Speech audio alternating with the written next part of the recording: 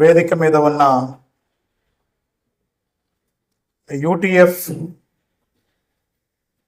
నేటి పూర్వ రాష్ట్ర బాధ్యులు, జిల్లా బాధ్యులు, అట్లాగే యూటీఎఫ్ ముఖ్య కార్యకర్తలు, మీ అందరికీ ముందుగా నా అభినందనలు. ఎందుకంటే మీరు 12వ ఆవిర్భావ సభ జరుపుకుంటూ ఉన్నారు. 12 ఏళ్ల ప్రయాణం అంటే అదేం చిన్నదేం కాదు. చాలా విజయవంతంగా 12 ఏళ్ళు ఈ సంస్థ పూర్తి చేసుకొని అనేక పోరాటాలతో ముందుకెళ్తోంది. కాబట్టి ఈ ఆవిర్భావ సభలో నన్ను మాట్లాడమని పిలవడం నాకు ఇచ్చిన ఒక ప్రత్యేకమైన గౌరవంగా, నా పట్ల మీరు చూపిన ప్రేమగా నేను భావిస్తూ ఉన్నాను. ఎందుకంటే ఈ మాత్రం టాపిక్ మాట్లాడగలిగిన వాళ్ళు స్టేజ్ మీద ఉన్నారు, స్టేజ్ కింద ఉన్నారు. అయినా నన్ను మాట్లాడమని అడగటం అనేది ఖచ్చితంగా అది నాకు ఇచ్చిన గౌరవంగానే భావిస్తూ ఉన్నాను. ఉపాధ్యాయులుగా మనకి మాట్లాడటం చాలా ఇష్టం, వినటం చాలా కష్టం. గంట సేపు అందరికీగా మాట్లాడతాం, కానీ గంట సేపు వినమంటే మాత్రం చాలా ఇబ్బంది పడతాం మనం. నేను ఉపాధ్యాయుడిని కాబట్టి అటువైపు చాలాసార్లు కూర్చొని ఉన్నాను కాబట్టి నాకు తెలిసిన సంగతి. అయినా మీ నాయకత్వం అంతర్జాతీయ జాతీయ పరిస్థితుల మీద కాసేపు మాట్లాడుకుందాం, మీరు మాట్లాడండి అని అడిగినప్పుడు నేను కూడా ఎందుకు అంగీకరించాను అంటే, ఒక రాజకీయ అభినవేశము,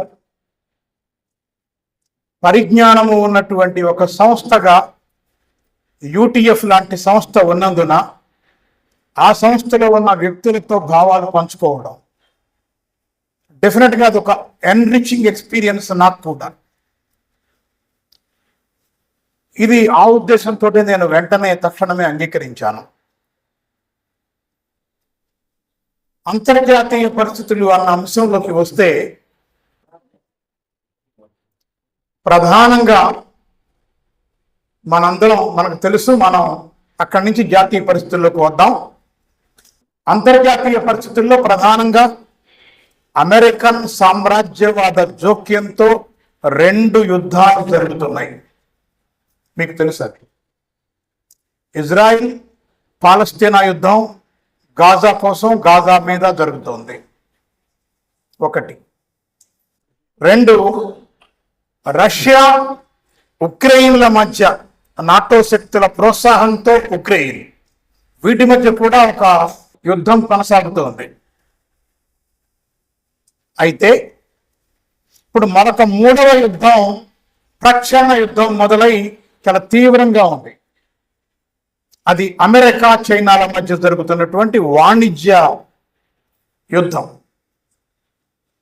అమెరికన్ సెక్రటరీ ఆఫ్ స్టేట్ అంటే ఒక రకంగా చెప్పాలి అంటే మన హోంశాఖ మంత్రి లాంటి వాడు, second in the cabinet, vice president తర్వాత ఆయనే, మార్క్ రూబియో అని. ఆయన ఇప్పుడు జరుగుతున్నటువంటి అమెరికా చైనా వాణిజ్య యుద్ధం గురించి ఒక మాట చెప్పాడు. ఇది 21వ శతాబ్దపు new cold war, 21st century new cold war అని పిలిచాడు దీన్ని. అంటే ఇంకో మాట కూడా అన్నాడు ఆయన, రూబియోనే, 21st సెంచరీ మొత్తాన్ని ఒక బుక్ అని అనుకుంటే, ఒక పుస్తక రూపం దాల్చింది అనుకుంటే, రష్యా ఉక్రెయిన్ యుద్ధం కేవలం ఫుట్ నోట్స్ లాంటిది అన్నాడు. అంటే పెద్ద ప్రాధాన్యత లేనిది అని అర్థం.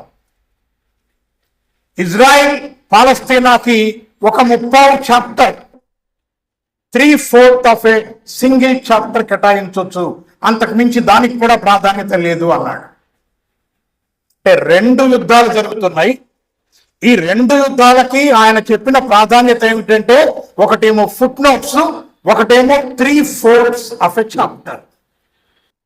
మరి బుక్ అంతా ఎవరిది అంటే, పుస్తకంలో 3 వంతులు అమెరికా చైనా మధ్య జరుగుతున్న వాణిజ్య యుద్ధమే 3 వంతులు ఉండబోతోంది అని ఆయన స్పష్టం చేశాడు. అది చాలా స్పష్టమైన హేతుబద్ధమైన అవగాహన, అందులో ఏమి సందేహం లేదు. అయితే మనం కూడా ఇప్పుడు అంతర్జాతీయ పరిస్థితుల్ని మదింపు వేసుకునే క్రమంలో ఎక్కువసేపు దానికే కేటాయించవలసి వస్తుంది. కానీ కాసేపు మనం ఆ 2 విషయాలను కూడా మాట్లాడుకొని వెళ్తే కానీ అంతర్జాతీయ పరిస్థితుల మీద మాట్లాడుకున్నట్లు అవ్వదు. కాబట్టి మొట్టమొదట ఆ 2 విషయాలు ప్రస్తావించి తర్వాత ఈ అమెరికా చైనా వాణిజ్య యుద్ధానికి వస్తాను. 2023 అక్టోబర్ 7న హమాస్ ఇజ్రాయెల్ పై దాడి చేసింది, మనకు తెలుసు. అది అక్కడి నుంచి 15 నెలలుగా పాలస్తీనా ఒక రావణ కాష్టంలా మండుతూనే ఉంది. 50,000 మంది పాలస్తీనియన్లు మరణించారు. అందులో 60% పైగా మహిళలు, పిల్లలే ఉన్నారు. పాలస్తీనియన్లు మరణించిన సంఖ్య 1,00,000కు పైన గాయపడ్డారు. యుద్ధంలో రకరకాలుగా గాయపడి వాళ్ళు ఏమాత్రం ఇప్పుడు బయట కదిలే పరిస్థితుల్లో లేరు. ఇజ్రాయిల్ అన్ని అంతర్జాతీయ చట్టాలని తుంగలోకి దొక్కింది. అమెరికా ఎడాపెడా వీటో చేసుకుంటూ పోతోంది. ఇజ్రాయెల్కి అనుకూలంగా వీటో అది ఉపయోగిస్తూ ఉంది. ఆర్థిక సాయం, సైనిక సాయం ఎప్పుడంటే అప్పుడు, ఎలా అంటే అలా చేస్తూనే ఉంది. ఇది మనందరికీ తెలిసిన చరిత్ర. ఇందులో ఏమి కొత్త పాయింట్ లేదు, మీకు తెలుసు అది అంతా. అయితే అంతర్జాతీయ న్యాయస్థానం వార్ క్రిమినల్, యుద్ధ నేరస్తుడు అని నిర్ధారించిన ఇజ్రాయెల్ అధ్యక్షుడు ఎవరైతే ఉన్నారో నెతన్యాహు, ఈ నెతన్యాహు ఇప్పటికీ అమెరికాలో ట్రంప్ అధ్యక్షుడైన ఈ 100 రోజుల్లో 2 సార్లు వచ్చి వెళ్ళాడు. అక్కడికే కాదు, చాలా బ్రహ్మాండంగా ఇతర దేశాలకు కూడా వెళుతున్నాడు. అంతర్జాతీయ న్యాయస్థానం ప్రకటించిన వార్ క్రిమినల్ అనే ఒక బిరుదు ఎటుపోయిందో దాన్ని అమలు ఎవరు చేస్తారో ఎవరికీ తెలియదు. అయితే సెకండ్ టైం ఒక 4-5 రోజుల క్రితమే వెళ్ళాడు వైట్ హౌస్కి. వైట్ హౌస్కి వెళ్ళినప్పుడు వెళ్ళటం కొంచెం మరి భయంగా వెళ్ళాడా, ఎలా వెళ్ళాడో తెలియదు. కానీ బయటకు వచ్చేటప్పుడు మాత్రం ఉక్కిరి బిక్కిరి అయిన ఆనందంతో బయటకు వచ్చాడు నెతన్యాహు. ఎందుకు అంటే ట్రంప్ ఒక అద్భుతమైన ఆలోచన చేశాడు. ఆ ఆలోచన ఏమిటంటే, గాజాలో సుమారుగా 20 లక్షల మంది ప్రజానీకం ఉన్నారు కదా.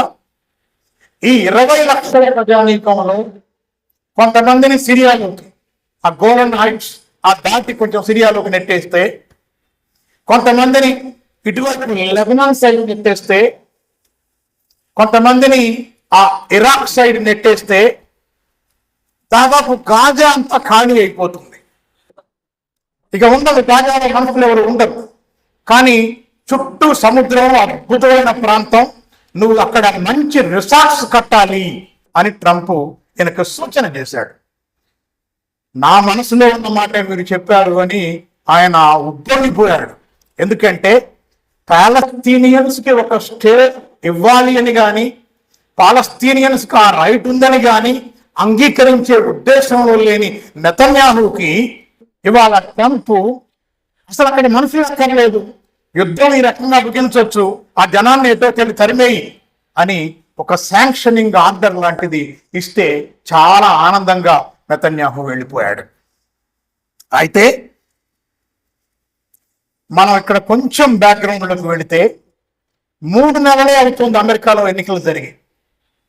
అమెరికాలో ఎన్నికలు జరిగే టైంలో ట్రంప్ తనను తాను ఎలా ప్రొజెక్ట్ చేసుకున్నాడు అంటే, తాను ఒక శాంతి కాముక అభ్యర్థి, తానంటూ అధికారంలోకి వస్తే ప్రపంచంలో యుద్ధాలు ఎక్కడా ఉండవు, అన్ని యుద్ధాలని ఆపేస్తాను, ఇది ఆయన చెప్పిన మాట. ఎన్నికల సమయంలో ట్రంప్ చెప్పిన మాట. నవంబర్ 1న మిచిగన్లో ఒక ర్యాలీని ఉద్దేశించి ఆయన అన్నాడు, if Kamala wins only death and destruction await because she is the candidate of endless wars. I am the candidate of piece.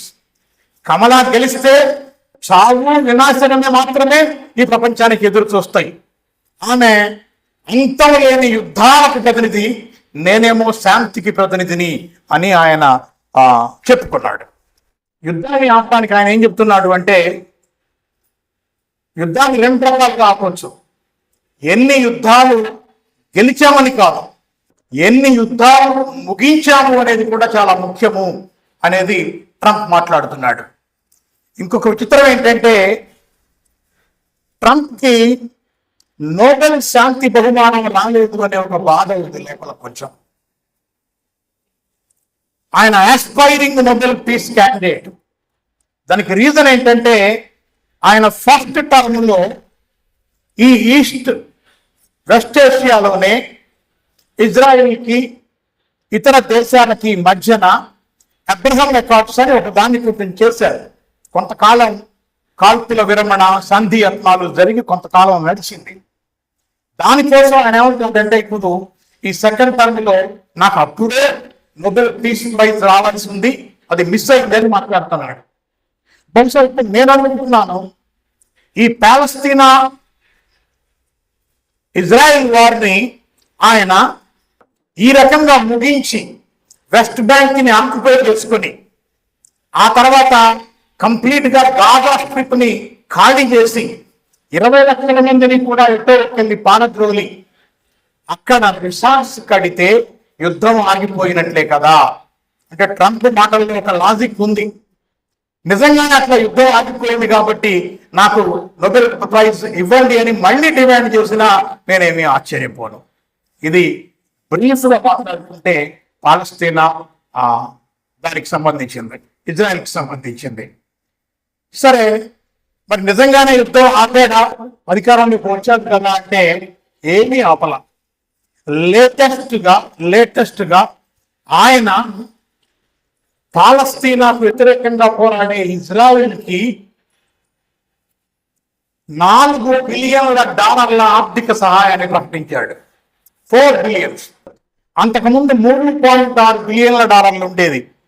అది కాస్త $17.6 బిలియన్లకు వెళ్ళింది ఆర్థిక సహాయం. 2,000 పౌండ్ల బరువు ఉండే 2,000 పౌండ్ల బరువు ఉండేటువంటి క్లస్టర్ బాంబులు అంటారు. క్లస్టర్ బాంబులని 35,000 బాంబులు ఇజ్రాయెల్కి సరఫరా చేశారు అమెరికా వాళ్ళు.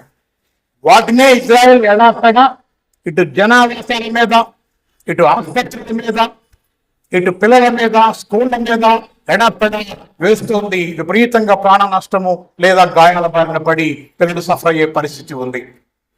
అంటే తాను ఏం చెప్పాడో ఎన్నికల ప్రచారంలో అదేమీ ఆయన చేయటంలా. ఇది మనం స్పష్టంగా అర్థం చేసుకోవాలి. పైగా ఆయుధ సాయాన్ని పెంచాడు. పెంచడంతో పాటు ఇప్పుడు తాను కూడా రంగంలో దిగాడు. ఇంతకుముందు ఎన్ఎన్ మీద దాడి లేదు. కొద్దిసేపు బైడెన్ ఏదో చేశాడు. ఎన్ఎన్లో ఉండే హౌతీ తిరుగుబాటుదారుల మీద బైడెన్ కొంచెంసేపు దాడి చేశాడు. దాడి చేస్తే అప్పుడు ఈయన అన్నాడు, నో ఇట్స్ క్రేజీ, టెలిఫోన్లో మాట్లాడితే ఆగిపోయే యుద్ధం అనవసరంగా బైడెన్ చేస్తున్నాడు, నేనైతే టెలిఫోన్లో మాట్లాడి ఆపేస్తాను దాన్ని అని మాట్లాడాడు. మాట్లాడిన వాడు ఇప్పుడు ఎడాపెడా దాని మీద బాంబులు కురిపిస్తా ఉన్నాడు. దాని మీదనే కాదు, ఇటు లెబనాన్ హిజ్బుల్లా ఆర్మీ మీద బాంబులు వేస్తున్నాడు, ఇటు బీరూట్ మీద బాంబులు వేస్తున్నాడు. బీరూట్ అంటే లెబనాన్ క్యాపిటల్ సిటీ. ఇటు యెమెన్ మీద బాంబులు వేస్తున్నాడు. డైరెక్ట్ గా ఆయనే యుద్ధంలో పాల్గొంటా ఉన్నాడు. అంటే వెస్ట్ ఏషియాలో మారిన రావణ కాస్త అది ఏదైతే ఉందో దాన్ని ఆయన కంటిన్యూ చేస్తున్నాడు తప్ప ఎక్కడ ఆయన చెప్పిన ప్రామిస్ ఆయన ఏమీ నిలబడలేదు. కానీ అది కంటిన్యూ చేస్తానే ఉన్నాడు. పోనీ మనం ఇక్కడ ఒక మాట మాట్లాడుకోవచ్చు. రష్యా ఉక్రెయిన్ యుద్ధాన్ని ఆపాడు కదా, ఆపలేదు, కనీసం నియంత్రించాడు కదా, అదైనా చెప్పిన మాట జరిగినట్లే కదా అని మనం ఎవరైనా మాట్లాడుకోవచ్చు. ఎందుకంటే మనందరం చూసాం జెలెన్స్కీ తోటి ఎట్లా మాట్లాడాడో. జెలెన్స్కీ వైట్ హౌస్కి వచ్చాడు, ఉక్రెయిన్ ప్రెసిడెంట్ వస్తే ఆ జెలెన్స్కీ తోటి ఎడపడా మాట్లాడాడు. షటప్ యువర్ మౌత్ అన్నాడు, you don't have any right అన్నాడు, గెట్ అవుట్ అన్నాడు. ఎడపడా జెలెన్స్కీని మాట్లాడితే జెలెన్స్కీ వెళ్ళిపోయాడు. అంటే ఉక్రెయిన్ యుద్ధాన్ని కంట్రోల్ చేసినట్లే కదా, అంటే ఏదో ప్రామిస్గా నిలబెట్టుకున్నాడు కదా అని మనం అనుకుంటే, మనం గమనించాల్సింది ఏంటంటే ఇక్కడ రాజకీయ విచక్షణ ఉన్న వారుగా ఆయన మోటివ్స్ ఏంటనే చూడాలి. మొదట్లో ఫిబ్రవరిలో తాను చేసినటువంటి సహాయానికి బదులుగా జెలెన్స్కీతో ఏడు బేరం పెట్టాడంటే $500 బిలియన్ విలువకు సమానమైనటువంటి రేర్ మినరల్స్ నాకు అప్పచెప్పమని అడిగాడు. అది ఆయన పెట్టిన బేరం అక్కడ. అది ఫిబ్రవరిలో. ఇప్పుడు లేటెస్ట్ రౌండ్లో ఏం పెట్టాడంటే, ఇప్పుడు ఏప్రిల్ మొదటి వారంలో చర్చలు జరిగినాయి. మళ్ళీ ఆ చర్చలు జరిగినప్పుడు ఆయన ఏం చెప్పాడంటే, కీవ్ అనే ఒక పట్టణం ఉంది ఉక్రెయిన్లో, ప్రధానమైన నగరాల్లో వాళ్ళకి కీవ్ పట్టణం ఒకటి. దాన్ని జయించాలనే రష్యా ప్రయత్నం చేస్తోంది. ఆ కీవ్ నుంచి అటు స్లోవేకియా దాకా, ఇటు ఈస్టర్న్ యూరోపియన్ బోర్డర్ దాకా పైప్ లైన్ ఉంది, గ్యాస్ పైప్ లైన్. ఈ గ్యాస్ పైప్ లైన్ ని నాకు అప్పచెప్పేసేయి, కీవ్ పట్టణాన్ని నాకు అప్పచెప్పు, అప్పుడు నేను ఆ పైప్ లైన్ మీద కంప్లీట్ గా నా అధికారం పెట్టుకుంటా, నా మనిషిని పెట్టుకుంటా అని చెప్పాడు. అంటే జెలెన్స్కీ ఫిబ్రవరిలోనే ఏదో ఒక నిర్ణయం గురించుకుని ఉంటే తేలిగ్గా బయటపడేవాడు. ఆ రోజు కొంచెం ఎదురు తిరిగి ఎక్కువ నష్టం తెచ్చుకున్నాడు. ఇప్పుడు పరిస్థితి ఏమిటంటే ఉక్రెయిన్ ని నెట్టమిల్లుగా 2 భాగాలుగా తీసుకోవడానికి తయారయ్యారు పుతిన్ ఆయన కలిసి. ఎట్లా అంటే ఇప్పుడు లేటెస్ట్ ఒప్పందం కెల్లాగ్ అని చెప్పేసి American senator, American representative special envoy to Ukraine, అతను పెడుతున్నటువంటి ఒప్పందం ఏమిటంటే కంప్లీట్ గా గ్యాస్ పైప్ లైన్ మీద control international development finance corporation అని అమెరికా గవర్నమెంట్ ఉంది, దానికి అప్పచెప్పమంటున్నాడు. అంతేకాదు ఉక్రెయిన్ లో ఉన్న కొన్ని నగరాలను రష్యా ఆక్రమించింది. ఇప్పటికే అక్కడ రష్యా ఉంటది, దాన్ని ఏం చేయలేము మనం, దాన్ని వదిలేసి ఇక నీవు కావు అంటున్నాడు. కీవ్ నగరాన్ని మాత్రం తనకు అప్పచెప్పమంటున్నాడు. అంటే ఉక్రెయిన్ నెట్ట నిలువునా చీలిపోతుంది. ఒక ఎగ్జాంపుల్ కూడా చెప్పాడు. సెకండ్ వరల్డ్ వార్ తర్వాత బెర్లిన్ ఎలాగైతే చీలి ఈస్ట్ బెర్లిన్ వెస్ట్ బెర్లిన్ అంటే 2 ఏర్పడ్డాయో, ఇప్పుడు ఉక్రెయిన్ కూడా 2గా చీలిపోవడం బెటర్. ఒక దాంట్లో మేము ఉంటాం, ఒక దాంట్లో రష్యా ఉంటుంది, మాతో నువ్వు కూడా ఉండు అని జెలెన్స్కీకి దయతో ఆశరిస్తున్నాడు ట్రంప్. ఇది లేటెస్ట్ గా ఉక్రెయిన్ రష్యా యుద్ధానికి సంబంధించిన ఒక పరిస్థితి. అంటే అసలు ఇప్పుడు నాకేం డౌట్ వస్తుందంటే, గాజా నుంచి ఖాళీ చేసి అక్కడికి మిగిలిపోయి రావాలి న్యాయంగా ఆయనకి. ఇక్కడ రేపు ఉక్రెయిన్ ని ఖాళీ చేసి ఇద్దరు పంచుకొని ఇక యుద్ధంతో పని లేదు, పంచుకొని అప్పుడు ఇటు ట్రంప్కి అటు పుతిన్కి ఇద్దరికి కలిసి జాయింట్ గా సంయుక్త నోబెల్ బహుమతి అడుగుతారేమో అని నేను అనుకుంటా ఉన్నాను. బహుశా నెక్స్ట్ అదే కార్డ్స్ మీద ఉంది. మనం ఎంత ఆశ్చర్యపోవటం లేదు, ప్రపంచం ఇచ్చిన మొదటి బహుమతి ఇచ్చిన మనం ఆశ్చర్యపోకర్లా, ఎందుకంటే యుద్ధాలు ఆపేశారు లేదు అని చెప్పిగా మనం ఆశ్చర్యపోకర్లా. ఇది ఇవాళ జరుగుతున్నటువంటి 2 యుద్ధాలకు సంబంధించిన లేటెస్ట్ పరిణామాలు. అవి మిగతా పరిణామాలన్నీ మీకు తెలుసు. అంటే ఉక్రెయిన్ ఒక దేశంగా నిలుపుతుందని ఒక అనిశ్చిత స్థితిలో ఉంది. ఇజ్రాయెల్ చుట్టూ ఉన్నటువంటి దేశాలన్నీ అమెరికా దాడులకు గురి అవుతానే ఉన్నాయి. అక్కడ ఉండేటువంటి పెట్రోలియం నిక్షేపాల మీద కంట్రోల్ ఎప్పటికీ అమెరికా వదిలిపెట్టేదిగా లేదు. దానికోసం తన ఏజెంట్ అయినటువంటి ఇజ్రాయెల్ని వాడుతూనే ఉంటుంది. 2 చోట్ల ఇట్లా కంట్రోల్ చేసింది. మరి ఇప్పుడు ఈ 2 చాలా చిన్నవి, అసలు పెద్దది ఇంకోటి ఉంది. ఇప్పుడు దీని సంగతి ఏంటి అని కదా చర్చ మంది. ఇప్పుడు అమెరికా చైనా వాణిజ్య యుద్ధాలు ఏంటి? ఇది మొదట మీరు గమనిస్తే ఈ 5-6 రోజుల్లోనే పరిణామాలు టక మారిపోయినాయి ప్రపంచంలో. మొదట ఏమనుకున్నాం మనం, ఇది అమెరికాకి మిగతా అన్ని దేశాలకు మధ్య జరుగుతున్న ఒక వాణిజ్య యుద్ధం అనుకున్నాం మనం.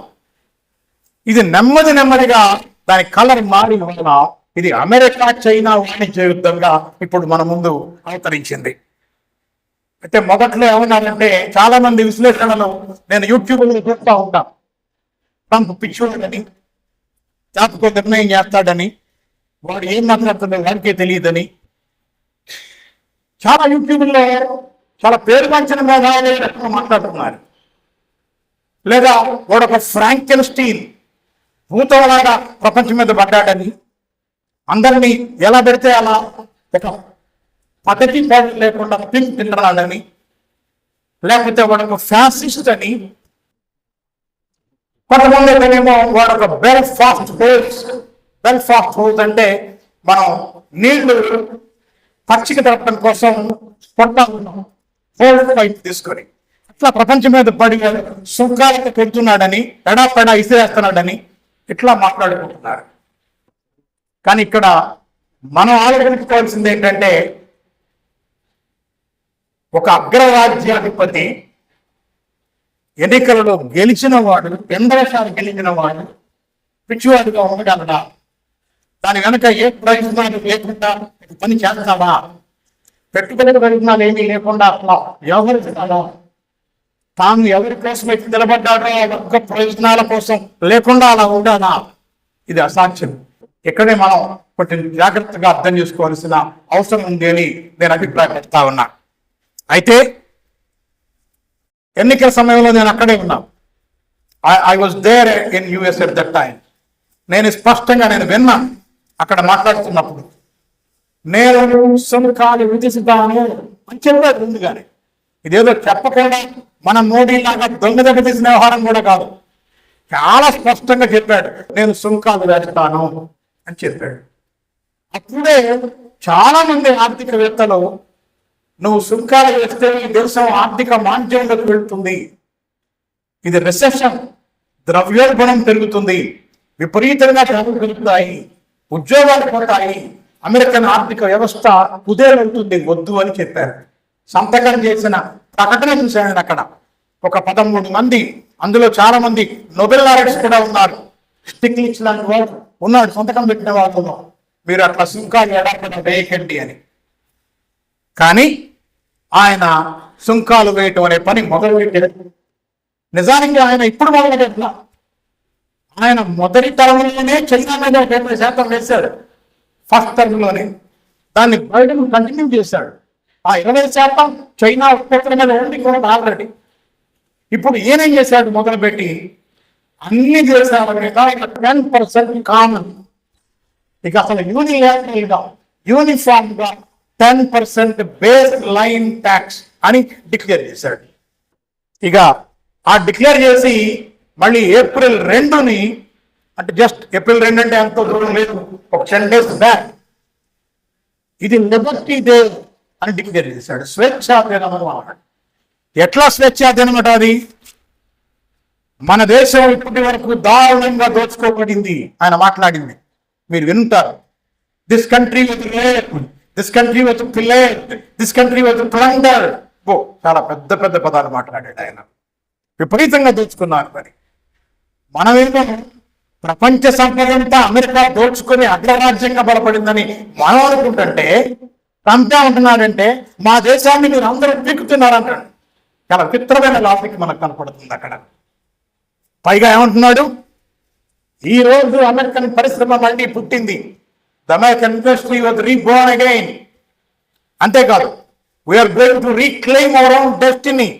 అమెరికాలో స్వర్ణయుగం ప్రారంభం కాబోతుంది, నేను అన్ని దేశాల మీద సుంకాలు వేస్తున్నా అని ఫోటోలు దగ్గర పేరు మనం ఆర్డర్ చట్టానికి పిలిస్తే వెను తీసుకుని వచ్చి చదువుతాడే, దోశ ఇంత, ఇడ్లీ ఇంత అని. అదే పద్ధతిలో ఏ దేశం మీద ఎంత ట్యాక్స్ ఆయన చదువుకుంటూ పోయాడు. మీరందరూ చూశారు దాన్ని టీవీలో. 185 దేశాలకి ఆయన సుంకాలు వేసుకుంటూ పోయాడు. విచిత్రం ఏంటంటే ఆ సుంకాలు ఎట్లా వేసారు ఏమిటనే దానికి కూడా ఎవరికి ఏది అర్థం కాల, ఆర్థిక నిపుణులకి నోబెల్ బహుమతి గ్రహీతలు కూడా అర్థం కాల దీని వెనక సూత్రం ఏంటి, ఫార్ములా ఏంటి అని. చివరికి ఫైనల్ గా ఒక ఫార్ములా కూడా చెప్పారు. అదేమిటి అంటే, ఇండియా నుంచి ఫర్ ఎగ్జాంపుల్ ఇండియా నుంచి అమెరికాకు వెళ్ళే ఎగుమతులు ఎంత, అట్లాగే అమెరికా నుంచి ఇండియా తీసుకునే దిగుమతులు ఎంత, ఈ డెఫిసిట్ ఎంత ఉందో చూసుకుంటాడు. ఈ డెఫిసిట్ ని లెక్కేసుకొని దాన్ని బట్టి ఆయన సుంకాలు విధించాడు. ఈ సుంకాలు విధించడం ఆయన ఏమన్నాడు, these are all called reciprocated tariffs అన్నాడు. డిస్కౌంటెడ్ రెసిప్రోకల్ టారిఫ్స్ అంటే మళ్ళీ రాయితీ ఉంది అందులో. ఎంత తేడా ఉంది అంటే, ఉదాహరణకి ఆయన చెప్పింది, భారతదేశం అక్కడి నుంచి వెళ్ళే దిగుమతులకి ఇక్కడి నుంచి వెళ్ళేటువంటి ఎగుమతులకి మధ్య ఆయన చెప్పేది ఏంటంటే 52% తేడా ఉంది. 52% మనం ఎక్కువ సుంకాలు వేస్తా ఉన్నాం ఆయన మీద, ఆ దిగుమతుల మీద మొత్తం మీద మనం కలెక్ట్ చేసేది. అందుకని ఆయన ఏం చెప్తున్నాడు అంటే, దాంట్లో సగం 26% మీకు ఎంత ట్యాక్స్ వేస్తున్నారు. ఏది, in addition to the 10% base line tax he has already levied on us. మన మీద వేసిన 10% కలుపుకొని 10 + 26 36గా ఫిక్స్ చేశాడు ఆయన. ఇది ఏ రూలు, దీని వెనకున్న ఎకనామిక్స్ ఏమిటి, ఎవరికి ఏం తెలియదు అని వాళ్ళు కొంతమంది కూర్చొని ఆలోచించారు. నుంచి ఈ రకమైన పద్ధతితో బయటికి రాకనే కాదు, మన మీద 26% వేశాడు. అయితే చిత్రం ఏంటంటే, మోడీ గవర్నమెంట్ ప్రపంచంలో అన్ని దేశాలు ఎంతో కొంత ప్రతిఘటించినాయి. మెక్సికో ప్రతిఘటించింది, కెనడా ప్రతిఘటించింది, యూరోపియన్ యూనియన్ ప్రతిఘటించింది, ఆస్ట్రేలియా ప్రతిఘటించింది. సింగపూర్ ప్రైమ్ మినిస్టర్ గంట సేపు మాట్లాడాడు తన పార్లమెంట్ లో అద్భుతంగా, ఇంతకంటే పిచ్చి నిర్ణయం ఇంకొకటి లేదు అని. చైనా మొదటి నుంచి వ్యతిరేకిస్తూనే ఉంది. The only country in the entire world that is kept quiet, that is kept mum is India.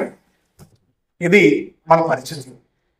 సార్వభౌమ సత్తాక రాజ్యానికి ప్రతినిధి అయినటువంటి 56 ఇంచుల భారీ ప్రధాని ఒక్క మాట కూడా మాట్లాడు.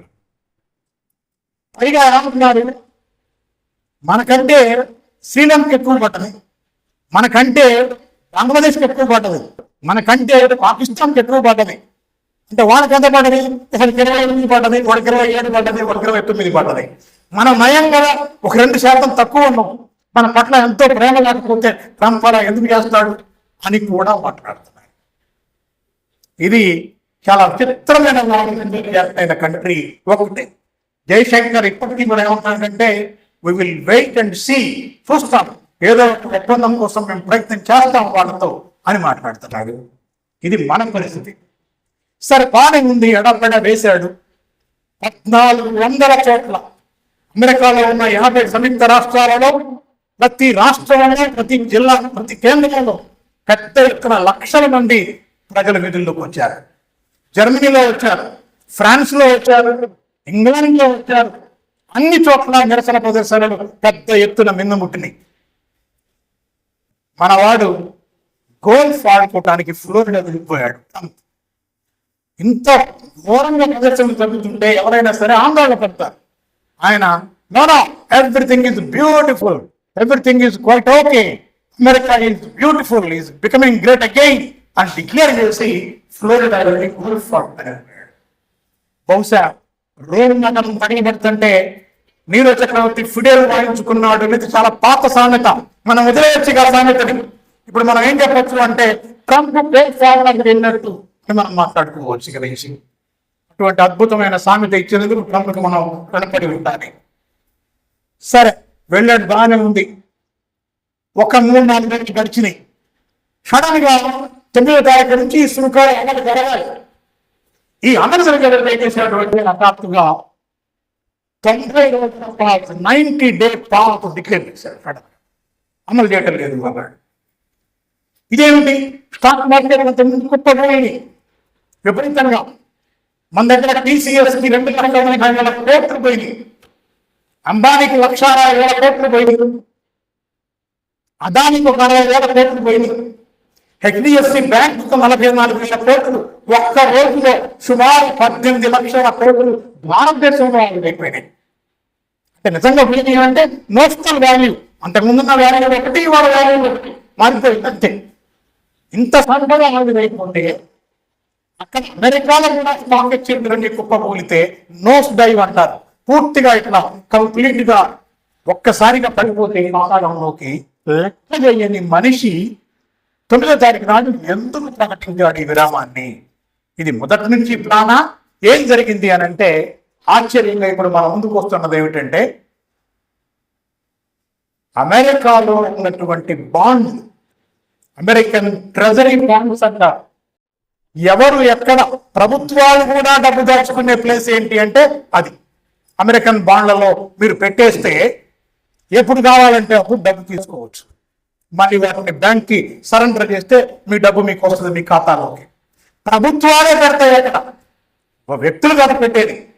జపాన్ ప్రభుత్వం $1,00,000 బిలియన్ వర్త్ ఫండ్స్ ని అక్కడ పెట్టుంది ట్రెజరీ బాండ్స్ రూపంలో. ఈ చైనాకి ఇవాళ ఎవరి మీద విరుచుకుపడుతోందో, ఈ చైనాకి $700 మిలియన్ల బాండ్స్ ఉన్నాయి అక్కడ. జపాన్ ఎప్పుడైతే ఈ పరిణామాలన్నీ చూసి అమెరికాలో నిలకడలేదు, ఈ మార్కెట్ అంతా అతలాకుతలం అవుతుందని ఆ బాండ్ ఎప్పుడైతే అమ్మేయటం మొదలు పెట్టిందో బ్యాంకుల మీద ప్రెషర్ పడినాయి. స్టాక్ మార్కెట్ డౌన్ అయింది, బ్యాంకుల మీద ప్రెషర్ విపరీతంగా పెరిగిపోయింది. ఇప్పుడు ఆయనకి లిక్విడ్ క్యాష్ కావాలి, అప్పుడు దొరకదు. ఒక్కసారిగా పానిక్ అయ్యారు మొత్తం. ఈ పానిక్ కావడం జపానే ఇట్లా చేస్తే చైనా ఎందుకు చేయదు? వాళ్ళేంటి, ఏ క్షణానికి ఏ నిమిషంలో రేట్ ఎంత ఎక్కువ ఉంటే అంత టక్కన అమ్మేసుకుంటారు, డబ్బు చేసుకుంటారు. స్టాక్ మార్కెట్ లాగానే కదా జపాన్ అదే పని చేసింది. జపాన్ ఏదో రియాక్షన్ కోసం చేయలేదు, ప్రతీకారం తీర్చుకోవాలని చేయలేదు. అది ఇప్పుడు నాకు లాభం అనుకుని చేసింది. కానీ అది బాగా ఎఫెక్ట్ అయింది. ఇమ్మీడియట్ గా హెడ్జ్ ఫండ్స్ అని ఉంటాయి అమెరికాలో. హెడ్జ్ ఫండ్స్ లో మార్జిన్ వాల్యూస్ కూడా బాగా తేడా వచ్చేసింది. దాంతో ట్రంప్ చుట్టూ ఉన్న బిలియనీర్లు ఎవరైతే ఉన్నారో ఆ బిలియనీర్లకే కంగారు పుట్టింది. చిత్రం ఏంటంటే మీరు ఆశ్చర్యపోతారు, ఈసారి ట్రంప్ ఎన్నికైన తర్వాత తన మినిస్ట్రీలో 13 మంది బిలియనీర్లని ఆయన అపాయింట్ చేశాడు. మళ్ళాగా ఎంపీ అయి ఉండాల్సిన పని లేదు. ఇక్కడ కూడా ఒకళ్ళనో ఇద్దరినో ఏది కాకుండా కూడా పెట్టుకోవచ్చు. కాకపోతే 6 నెలల్లో రాజ్యసభకో లోక్సభకో ఎన్నిక చేయాలి. ఆడ ఆ గొడవ కూడా లేదు. President can appoint anybody, president ఎవరైనా అపాయింట్ చేయొచ్చు. అట్లా 13 మంది బిలియనీర్లకి రకరకాల పోస్టులు ఇచ్చాడు. ఇందాక చెప్పానే రుబియో ఒక బిలియనీర్. ఇట్లా చాలా మంది బిలియనీర్లు ఉన్నారు ఆయన చుట్టూ. ఈ బిలియనీర్లలో మొత్తం మొదలైంది ఒక అలజడి. అందులో ప్రత్యేకంగా జేపీ మోర్గాన్ చేజ్ పేరు వినుంటాం మనం. ఆ జేపీ మోర్గాన్ చేజ్ వాళ్ళు వెళ్ళి నువ్వు చేసిన పని వల్ల బ్యాంకులు దివాలా చేస్తాయి, ఆల్రెడీ బాండ్స్ మొత్తం కూడా కుప్పగొడుతున్నాయి, ఇక స్టాక్ మార్కెట్ లేవదు, నువ్వు 90 డే పాజ్ పెట్టకపోతే బ్రిటన్లో ట్రెజ్ అనేటువంటి ప్రైమ్ మినిస్టర్ ఎట్లా దిగిపోవలసి వచ్చిందో మీకు గుర్తుండే ఉంటుంది. ట్రెజ్ అన్న కాబట్టి దిగిపోయింది. దిగిపోయాకనే మన నారాయణమూర్తి గారు అల్లుడు ప్రైమ్ మినిస్టర్ అయ్యాడు అక్కడ. ఆ తర్వాత ఆవిడ పరిస్థితి నీకు వస్తుంది అని చెబితే అప్పుడు ఆయన చెప్పింది విని, ఇతర ఇంకా మిగతా వాళ్ళు చెప్పింది విని, యాపిల్ CEO చెప్పింది విని, ఎలాన్ మస్క్ కూడా పోయి నా కొంప కొల్లేరవుతోంది, కంప్లీట్ గా టెస్లా మార్కెట్ అంతా పడిపోయింది, యూరోపియన్ యూనియన్ లో ఎవడు కొంటల్లా, కెనడా బ్యాన్ చేసింది, నువ్వేమో ఉత్పత్తుల్లో పనులన్నీ చైనా మీద వేస్తున్నావు, టెస్లా చైనా నుంచే రావాలి, నా పరిస్థితి ఏంటని వాదుముట్టుకుంటే ఒక 90 రోజుల పాజ్ ఇచ్చాడు. ఇప్పుడు అంటే మనం గమనించాల్సింది ఏంటంటే ఈ మొత్తం మీద ఒక సూత్రం ఉంది, గమనించండి. ఆయన ఇజ్రాయెల్కి డబ్బు సాయం చేసినా దాని వెనక ఒక పెట్టుబడి వ్యూహం ఉంది. ఆయన ఇప్పుడు ఉక్రెయిన్ వ్యవహారంలో జోక్యం చేసుకున్నా దాని వెనక ఒక పెట్టుబడి వ్యూహం ఉంది. అట్లాగే ఇప్పుడు ఈ ట్రేడ్ వార్ అనే దాంతో మొదలుపెట్టినా దాని వెనక కూడా ఒక పెట్టుబడి తాలూకు వ్యూహం ఉంది. పెట్టుబడి వ్యూహంలో కూడా లేదు, ఆయన వెనుక కూడా ఒక అమెరికన్ ఎంటర్ప్రైజెస్ ఇన్స్టిట్యూట్ అనే పేరుతో ఒక థింక్ ట్యాంక్ ఉంది. అట్లాగే మిలిటరీ ఇండస్ట్రియల్ కాంప్లెక్స్ ఉంది. ఎవరికి ఎప్పుడు ఆయుధాలు అమ్మాలి, ఏ దేశం మీద తగాదా పెట్టాలి, తగాదా పెట్టి ఇందులో నలుగురు, ఒక ఇద్దరు అటుపోయి అమ్ముతారు, ఒక ఇద్దరు ఇటుపోయి అమ్ముతారు, 2 దేశాలకి వీళ్ళే సప్లై చేస్తారు ఆయుధాలు. యుద్ధం లేకపోతే ప్రపంచంలో అమెరికా చాలా చాలా ఇబ్బందులు పడుతుంది. ఎక్కడో ఒక చోట యుద్ధం జరుగుతుంటేనే అమెరికాలో ఉన్న మిలిటరీ ఇండస్ట్రియల్ కాంప్లెక్స్ బ్రతుకుతుంది. అక్కడున్న వాళ్ళు కాస్త వ్యాపారం చేసుకోగలుగుతారు. కాబట్టి వాళ్ళు వ్యాపారం చేసుకోవాలంటే యుద్ధాలు నడుస్తూనే ఉండాలి వాళ్ళకి ఖచ్చితంగా. అందుకని మిలిటరీ ఇండస్ట్రియల్ కాంప్లెక్స్ ఉంది. ఈ బిలియనీర్లు ఉన్నారు. ఈ బిలియనీర్లు వీళ్ళందరూ కలిసి వాళ్ళు ఏమనుకున్నారు అంటే ఈ ట్రేడ్ సుంకాలని ఒక రాజకీయ ఆయుధంగా వాడాలి. It's a political tool against every country to get a compromise from them. గతంలోకిన రాజు డిక్లేర్ చేసేవాడు, నువ్వు ఇంత కప్పం కట్టు, నువ్వు ఇంత కప్పం కట్టు అని. ఇప్పుడు ఈయన ప్రపంచాధినేతగా అన్ని దేశాలని ఏమంటున్నాడంటే నా దేశంలో వ్యాపారం బాగుండాలి, నా దేశంలో పరిశ్రమలన్నీ మళ్ళీ రావాలి, నా దేశం ఆర్థికంగా సుభిక్షంగా ఉండాలి, కాబట్టి మీరు అందరూ కప్పం కట్టండి, ట్యాక్సులు కట్టండి అని ఒక మాఫియా డాన్ లాగా బెదిరిస్తున్నాడు. అది జరుగుతున్న కార్యక్రమం. సో ఈ 90 రోజుల్లో ఇప్పుడు వాళ్ళు ఏం చేద్దాం అనుకుంటున్నారు అంటే ప్రతి దేశాన్ని పిలవటం. నీకు ఎంత వేసాం? 35 సార్. ఎంత ఇస్తావు సార్? నేను అంత ఇచ్చుకోలేను, ఒక 20-25 చూడండి నా మీద అని ఇప్పుడు మాట్లాడుకోవాలన్నమాట. నిజంగానే ఆయన అందుకు అనుగుణంగానే ఓ ప్రకటన చేశాడు, మీరు గమనించి ఉంటారు. 75 దేశాలను సంప్రదించిన ఇప్పటికే they are after me, they are requesting me, please please please please, నన్ను బతిలాడుతున్నారు, ప్లీజ్ ప్లీజ్ ప్లీజ్ అని టీవీ ముందుకు వచ్చి ఇతర దేశాధినేతల గురించి ఇంత దౌర్భాగ్యంగా మాట్లాడగలగటం భారతీయ రాజకీయ నాయకులే అనుకున్నా నేను. బూతులు మాట్లాడటం. అమెరికన్ ప్రెసిడెంట్ కూడా పచ్చి బూతులు టీవీ ముందుకు వచ్చి మాట్లాడాడు. They are all kissing my అని నేను చెప్పలేని పదం వాడాడు అక్కడ. వాళ్ళందరూ నా వెనకబడ్డారు అని. అంటే అర్థం ఏంటంటే is using it as a weapon. ఆయనకి ట్రిబ్యూట్ కావాలి, ఆయనకి కప్పం కావాలి.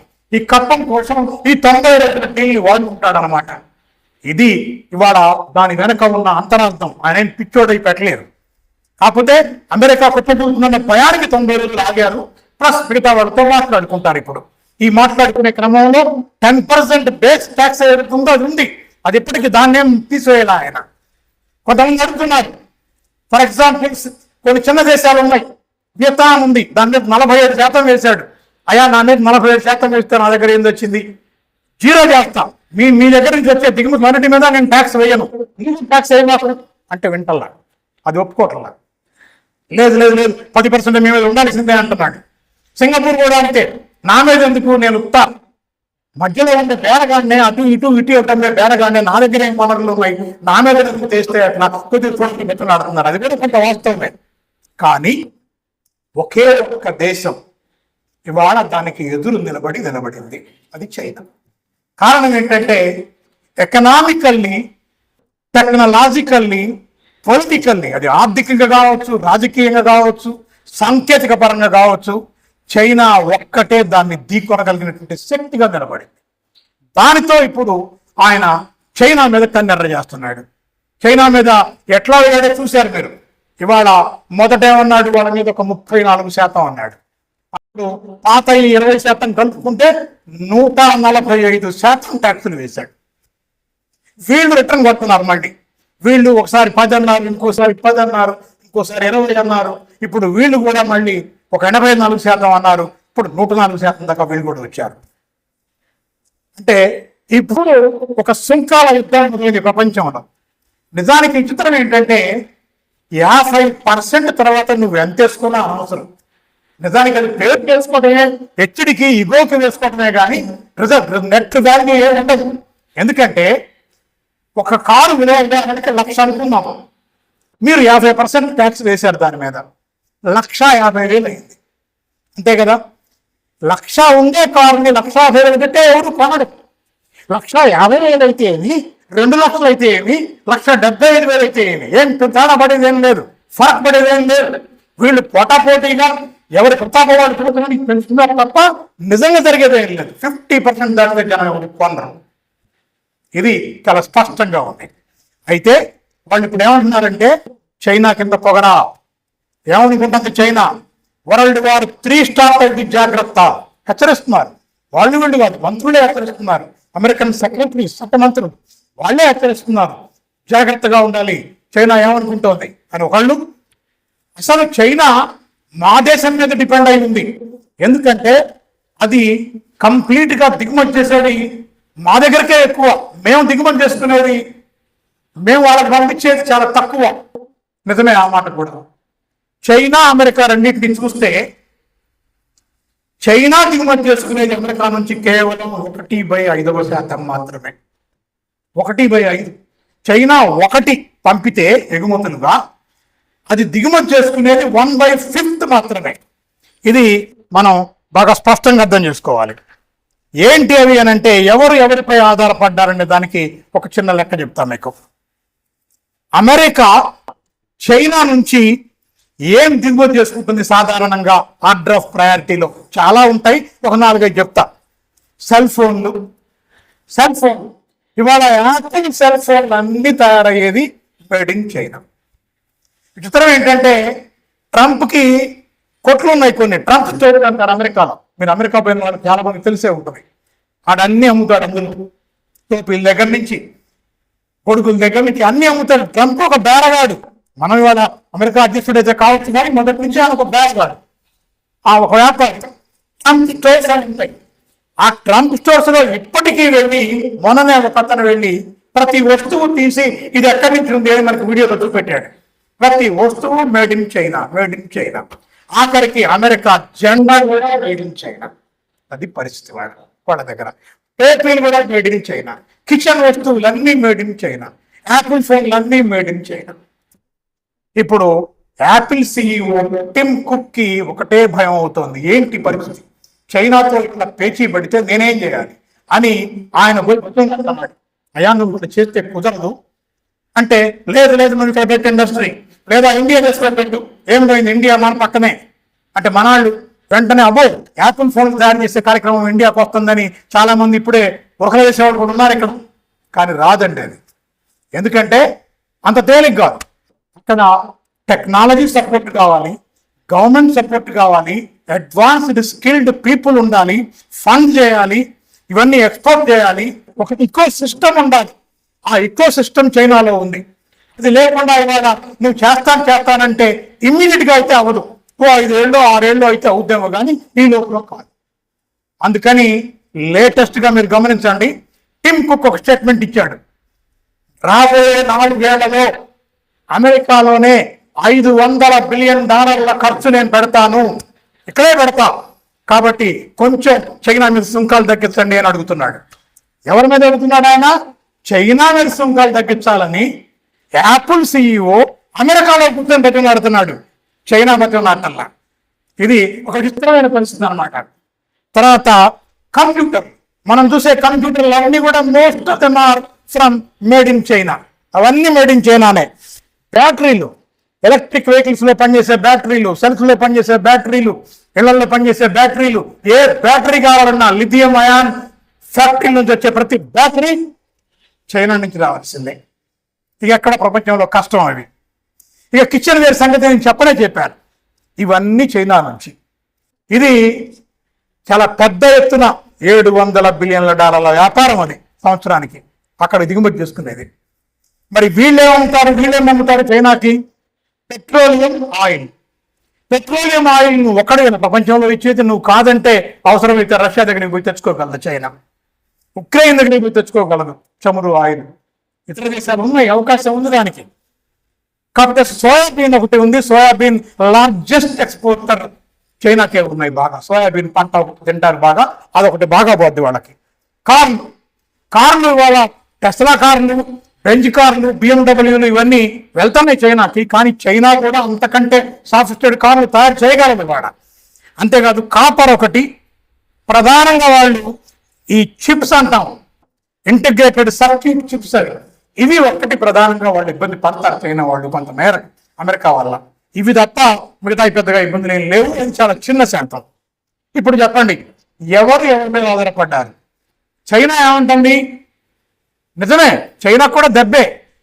ఈ $700 బిలియన్ల వ్యాపారం ఆగిపోతే, ఈ సెల్ ఫోన్లు, కంప్యూటర్లు, బ్యాటరీలు, కిచెన్ వేర్ ఆగిపోతే ఏం చేయాలి? వాళ్ళు లోకల్ మార్కెట్లో అమ్మాలి. ఎంత అమ్మగలరు? ఇంత అమ్మలేరు కదా. సో ఏం చేస్తారు వాళ్ళు? ఇండియా లాంటి మార్కెట్కో లేకపోతే ఇంకొక మార్కెట్కో సప్లై చేయాలి. ఎంత సప్లై చేసినా కొంత ఇబ్బంది వస్తుంది, కొన్ని పరిశ్రమలు మూతపడే అవకాశం ఉంది. కానీ వాళ్ళకి తట్టుకునేటువంటి ఇంటర్నల్ ఎకనామిక్ సిస్టమ్స్ ఉన్నాయి కొంతమేరకు. అందుకని వాళ్ళు దాన్ని తట్టుకోగలరు బ్రహ్మాండంగా. కొంచెం ఇబ్బంది పడతారు. కానీ అమెరికా అయితే మాత్రం కొద్ది రోజుల్లోనే అది కుంచుకుపోయే పరిస్థితి వస్తుంది. ఎందుకంటే ఇవాళ ఇప్పటికిప్పుడు ఎవరిని ఏ యూనిట్ పెట్టమన్నా అది అయ్యే పని కాదు. పెడితే ఓ 10 ఏళ్ళు నడిస్తే ఆ లిథియం అయాన్ బ్యాటరీ ఒకటి పెట్టాలంటేనే 10 ఏళ్ళు పడుతుందని అంచనా. 10 ఏళ్ళు పెడితే అసలు ప్రాఫిట్ మార్జిన్ సంగతి ఏంటి? అక్కడంటే తక్కువ జీతాలు, చైనాలో, వియత్నాంలో తక్కువ జీతాలు, ఇతర చోట్ల తక్కువ జీతాలు, ప్రాఫిట్ మార్జిన్ ఎక్కువ ఉంది, పెట్టుబడి తక్కువ. ఇక్కడికి వస్తే అమెరికన్ కార్మికులకి ఇచ్చే జీతాలు చాలా ఎక్కువ ఉంటాయి, 12 గంటలు తక్కువ ఉంటాయి. ఇక్కడలాగా నారాయణమూర్తిలాగా 12 గంటలు పనిచేయండి, భార్యల మొహాలు ఏం చూస్తారు, ఎప్పుడు ఏం చూస్తారు వాళ్ళ ముఖాలు, వచ్చి పని చేయండి అని అంటే కుదరదు. అక్కడ అమెరికాలో ఉన్న వ్యవస్థ జరిగే పని కాదు. కాబట్టి ఇది ఎట్లా జరుగుద్ది, ఇప్పుడు ప్లాంట్లు ఎక్కడ పెట్టాలా మేము అనే పద్ధతిలో బిలియనీర్లే వణికిపోయే పరిస్థితికి కొంత వచ్చారు వాళ్ళు. ఇది వీటి మధ్య ఉంది. కాబట్టి ఇప్పుడు యాడమ్ కోసన్ అని ఒక ఆర్థికవేత్త ఏమన్నాడంటే ఓడిపోవటం చాలా తేలిక అన్నాడు. పైగా ఇది a certain recipe for defeat, Trump చేసుకునేది తాను ఓడిపోవడానికి ఒక రెసిపీ తయారు చేసుకున్నాడు అని కూడా ఆయన మాట్లాడుతున్నాడు. అయితే ఏం జరుగుతుంది దీనివల్ల అంటే ఓవరాల్గా గ్లోబల్ సప్లై చైన్ అంతా కూడా డిస్టర్బ్ అవుతుంది, ఫ్రీ ట్రేడ్ అంతా డిస్టర్బ్ అవుతుంది. ప్రొటెక్షనిజం, రక్షణాత్మక వాదం అంటాం మనం, ఆ రక్షణాత్మక వాదం వైపు అమెరికా వెళ్ళిపోయింది, లిబరలైజేషన్ ఆగిపోయింది. ఇది కొత్త ప్రపంచానికి, ఇంతకుముందు ఎప్పుడు జరగలేదా? ట్రంపే ఒక నూతన ఆవిష్కరణ చేశాడా అంటే అదేం లేదు. ఇది గతంలో కూడా 1928లో పెట్టుబడిదారీ సమాజం సంక్షోభంలోకి వెళ్ళిన ప్రతి సందర్భంలో ఇదిగో ఈ రక్షణాత్మకవాదాన్ని కొంతకాలం ఆశ్రయిస్తారు. మళ్ళీ కొంచెం వాళ్ళు కోరుకొని తేరుకొని కొంచెం మళ్ళీ విజృంభించగానే మళ్ళీ అన్ని ఎత్తేస్తారు. మనకు తెలుసు అమెరికా ఒకప్పుడు వ్యాపారం కోసం ఆఫ్రికా నుంచి మనుషుల్ని ఎత్తుకెళ్ళింది, ఇండియా నుంచి వనరులు ఎత్తుకెళ్ళింది, బ్రిటన్ ఎత్తుకెళ్ళింది. మనుషుల్నే వలసలుగా తీసుకుపోయిన వాళ్ళు ఇవాళ వలస ఉండడానికి వీల్లేదు, మా దేశంలో మీరు ఉండటానికి వీల్లేదు అని మాట్లాడుతోంది. అంటే ఈ ప్రొటెక్షనిజం అనేది ఈయన కనిపెట్టింది కాదు, ఈయన కంటే ముందున్నది కూడా ఉంది. అయితే కొన్ని సమయాలలో పెట్టుబడిదారీ సమాజాలు ఈ రకమైన స్థితికి వెళతాయి. ఫర్ ఎగ్జాంపుల్ మనం కూడా మొదట్లో స్వతంత్రం వచ్చిన తొలి నాళ్లలో ప్రొటెక్షనిజంకే వెళ్ళాం, ప్రొటెక్షనిజంలో ఉన్నాం మనం కూడా. 1990 దశకం వరకు లిబరలైజేషన్ పేరుతో ఆర్థిక సంస్కరణలు వచ్చేదాకా ప్రొటెక్షనిజమే ఇండియాలో కూడా. ఎవరిని పెడితే వాళ్ళని లోపలికి రానియలా, పెట్టుబడులు పెట్టనివ్వాలా, ఎందుకంటే దేశీయ పరిశ్రమల్ని కాపాడుకోవడం కోసం మనం పనిచేశాం. ఇవాళ మనం నెమ్మదిగా కొంచెం పెరిగిన తర్వాత దాన్ని ఎత్తేసి ఫ్రీ ట్రేడ్లోకి మనం కూడా ఎంటర్ అయ్యాం. అమెరికా గతంలో ఇట్లానే చేసి ప్రొటెక్షనిజంకు వెళ్ళి కొద్ది రోజుల తర్వాత మళ్ళీ ఫెయిల్ అయ్యి వరల్డ్ వార్ II తర్వాత పెరిగిన ఎకానమీలో మళ్ళీ తీసేసి రూల్స్ అన్ని మార్చేసి ఫ్రీ ట్రేడ్కి పట్టం కట్టింది. బ్రిటన్ కూడా అదే పనిచేసింది, ఫ్రాన్స్ అదే పనిచేసింది. ప్రపంచ దేశాలు ఇట్లా చేస్తానే ఉంటాయి. కాకపోతే ఏమిటి అంటే ఈ స్ట్రగుల్ అది ఫ్రీ ట్రేడ్ అయినా, చైనా చేసే ఫ్రీ ట్రేడ్ అయినా, ఇవాళ అడుగుతున్న ఫ్రీ ట్రేడ్ అయినా, అమెరికన్ చేస్తున్న ప్రొటెక్షనిజం అయినా, ఇందులో మనకేంటి రోలు అని అంటే మన దేశం మీద 1-2-3 రకాల రిపర్కషన్స్ ఉండే అవకాశం కనపడుతుంది. ఒకటి, చైనా సామాగ్రి విపరీతంగా వచ్చి పడవచ్చు, మన పిల్లలకి వీసాల విషయంలో ట్రబుల్ క్రియేట్ అవుతుండవచ్చు, అంతకుముందులాగా ఈజీగా పోవటం కుదరకపోవచ్చు, డబ్బులున్న వాళ్ళు వెళ్ళొచ్చు. గోల్డ్ కార్డ్ అని ఇచ్చాడు ఇవాళ. గోల్డ్ కార్డ్ అంటే మీ దగ్గర బాగా 5 కోట్లు ఉంటే మీరు డైరెక్ట్గా సిటిజన్షిప్ కొనుక్కోవచ్చు. మీరు అక్కడ సిటిజన్షిప్ ఈజ్ ఫర్ ఆక్షన్ ఉంది ఇప్పుడు. ఇంతకుముందులాగా ప్రొసీజర్లో అప్లై చేసుకోవటాలు, ఇన్ని సంవత్సరాలు ఉంటారు లేదు, డైరెక్ట్గా మీరు డబ్బులు ఇచ్చి గోల్డ్ కార్డ్ తీసుకోవచ్చు. మీరు డబ్బులు డిపాజిట్ చేస్తే అమెరికన్ అయిపోతారు. వ్యాపారమే అంటాం, దీని వెనక నడిపిస్తున్నంత వ్యాపారమే. ఇది మన దేశం మీద కూడా ఉంటుంది. ధరలు పెరుగుతాయి ఖచ్చితంగా, అనార్గనైజ్డ్ సెక్టార్లో విపరీతంగా ఉద్యోగాలు పోతాయి, కాంట్రాక్ట్ లేబర్ పెరుగుతుంది, కాంట్రాక్ట్ లేబర్ పెద్ద ఎత్తున పెరుగుతుంది. దీని ఫలితం అది. ఎక్కడ కూడా పర్మనెంట్ ఉద్యోగాలు అంటూ ఉంచరు, పర్మనెంట్ ఉద్యోగాలు నింపరు. ప్రభుత్వాలు కూడా బాధ్యత నుంచి తప్పుకుంటాయి కంపల్సరీగా. ఏదైనా సరే కాంట్రాక్ట్ లేబర్తో నింపుతాయి. వాళ్ళకు కూడా ఏంటి అని అంటే చాలీ జీతాలు ఇస్తారు, లేకపోతేనేమో ఖాళీగా కూర్చోబెడతారు. ఆ ఫలితాలన్నీ మనం చూస్తూనే ఉన్నాం. మోడీ దాదాపు కొద్దిగా అదే పనిలో అదే పాలనలో వెళ్తానే ఉన్నాడు. కాబట్టి కొత్తగా మనకేమి చెప్పాల్సిన పని లేదు. ఆఖరికి మిలిటరీలో ఉద్యోగాలు కూడా 2 ఏళ్ల టెంపరీ ఉద్యోగాలు ఇచ్చాడు ఆయన అగ్నివీర్ పేరుతోటి. మన దగ్గర జరుగుతూనే ఉన్నాయి. అదే సెక్టార్ ఇంకా పెరగబోతోంది.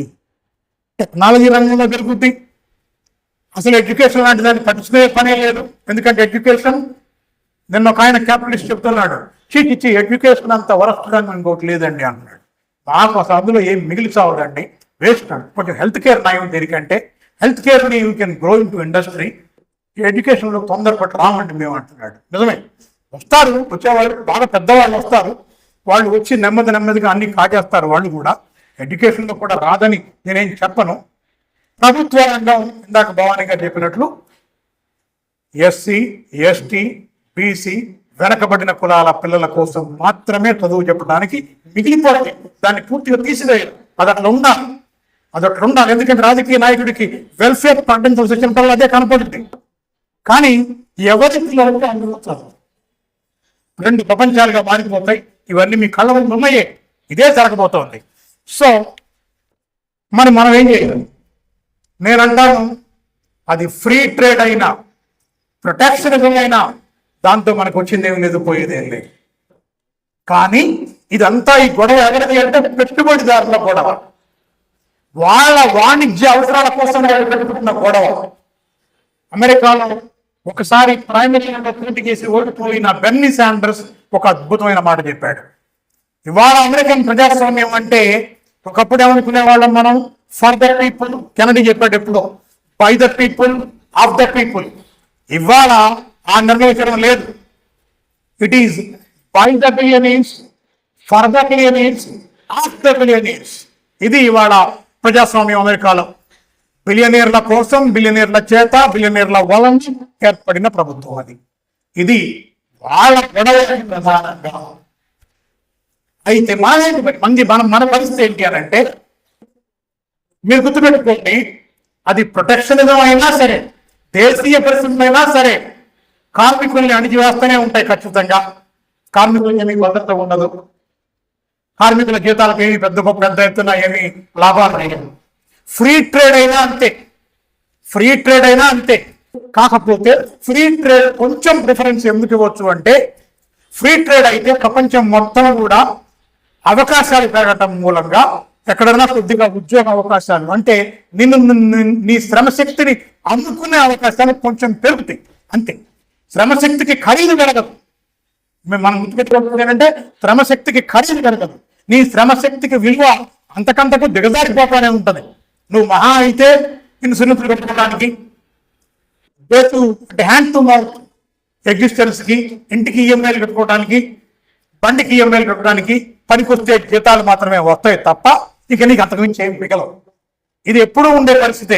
ఇంకా వీలైతే దాని నుంచి ఇంకొంచెం దిగజారిపోయి మధ్యతరగతి అంతరించిపోయి దిగువ తరగతిలోకి వెళ్ళిపోతాం మనం చాలా మంది. అది కూడా అమెరికాలో జరిగింది, ఇండియాలో కూడా జరగబోయేది అదే. కాబట్టి నేను అనుకోవటం అయితే, ఫ్రీ ట్రేడ్లో అయితే కార్మిక వర్గ సంఖ్య పెరిగే అవకాశం ఉంది.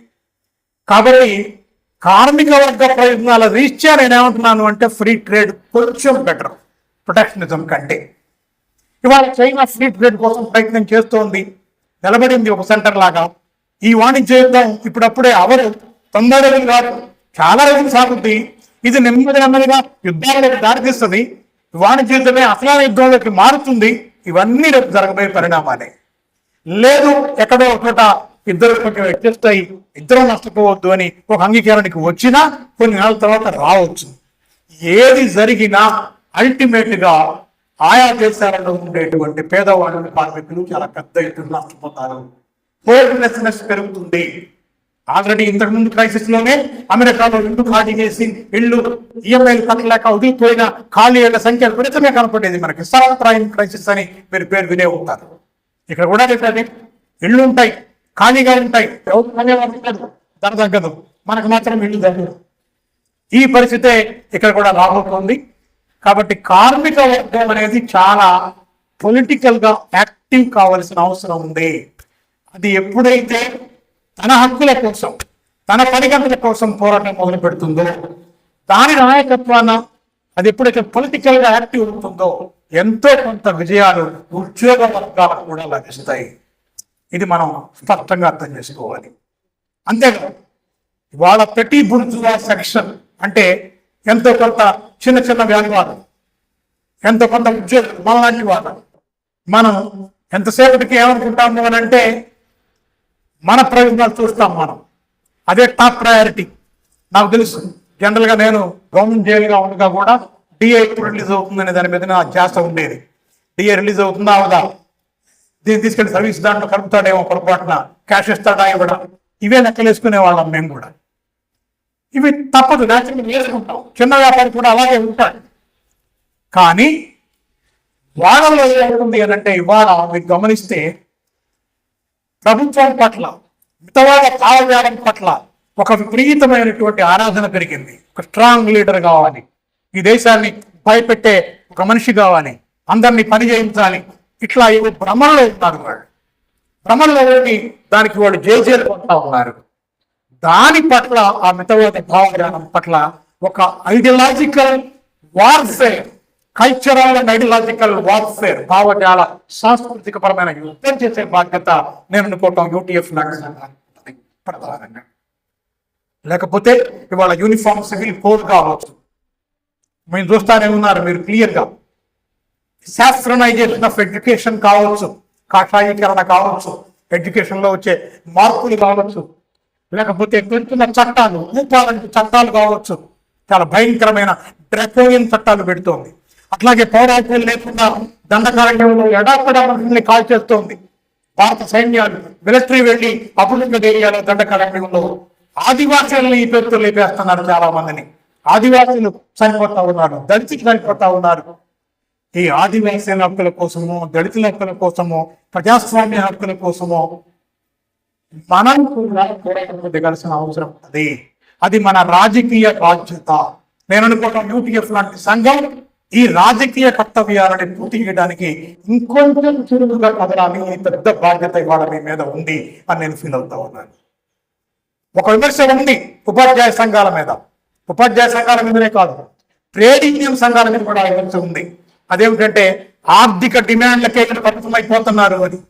వీళ్ళు రాజకీయ డిమాండ్లని అందుకోవట్లేదు, దానికోసం ఛాంపియన్ చేయడం లేదు, పోరాటం చేయడం లేదు. ఇది మా బాధ్యత కాదు, ఇది పార్టీల బాధ్యత అంటున్నారు అని.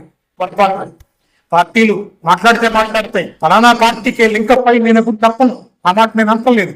కానీ ఈ ఆర్థిక డిమాండ్లకు మూలమైన రాజకీయ చట్టాన్ని ఎదుర్కోవాల్సినటువంటి కర్తవ్యం మీ మీద ఉంది.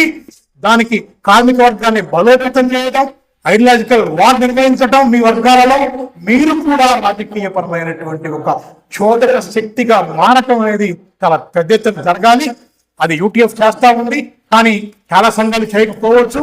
వాటిల్లో కూడా చొచ్చుకొని వెళ్ళి చేసేటువంటి ఒక కర్తవ్యం మీ మీద ఉంటుంది అని చెప్తూ ఈ జాతీయ అంతర్జాతీయ పరిస్థితులపై ఈ బ్రీఫ్ ప్రజెంటేషన్ ని ఇంతసేపు ఓపికగా విన్నందుకు థ్యాంక్స్ చెప్తూ చాలా తీసుకుంటున్నాను. Thank you very much.